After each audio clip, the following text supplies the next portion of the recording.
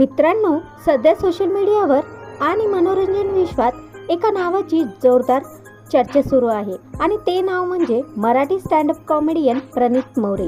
एका छोट्याशा वक्तव्यामुळे प्रणित मोरे मोठ्या वादांचा भोवऱ्यात सापडला आहे. नेमकं काय घडलं, त्याच्यावर FIR का दाखल झाली आणि त्यांनी माफी का मागितली? चला तर मग जाणून घेऊया संपूर्ण प्रकरण. प्रणित मोरे हे मराठीतील लोकप्रिय स्टँडअप कॉमेडियन म्हणून ओळखले जातात. त्यांच्या विनोदी शैलीमुळे त्यांनी लाखो चाहत्यांची मने जिंकली आहेत. मात्र अलीकडेच त्यांच्या एका शोमधील व्हिडिओ सोशल मीडियावर व्हायरल झाला आणि त्यानंतर मोठा वाद निर्माण झाला.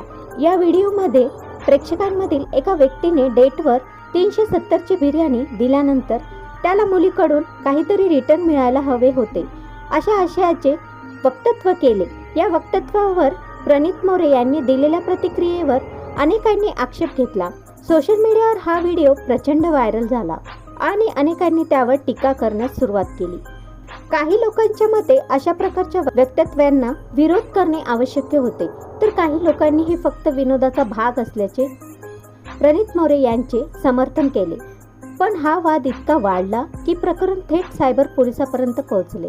यानंतर महाराष्ट्र सायबर यांनी या प्रकरणाची दखल घेत FIR नोंदवली. तसेच नॅशनल कमिशन फॉर वुमन यांनीही या प्रकरणाकडे गंभीरतेने पाहिले. त्यामुळे हा वाद आणखीन चर्चेत आला.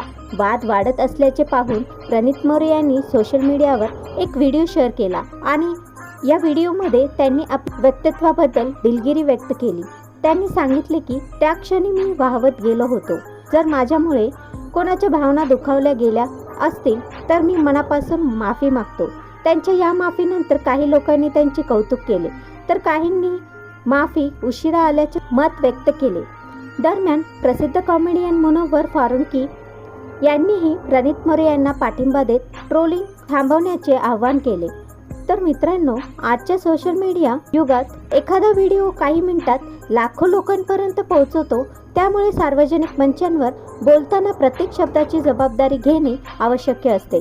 प्रणित मोरे यांच्याबाबतही सध्या हाच मुद्दा चर्चेत आहे. या संपूर्ण प्रकरणात तुम्हाला काय वाटते?